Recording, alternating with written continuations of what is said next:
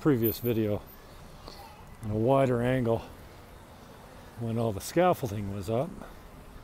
So maybe this is a before, during, and after video. You can see it's coming along pretty well.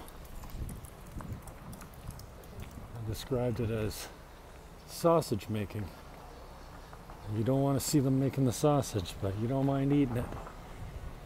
The results are pretty good. Still a little bit of scaffolding left here. Pretty nice job. Not surprising. I thought construction down here would be pretty shoddy, but most of everything I've seen has been pretty respectable, even by North American standards. So, Garden Kids School.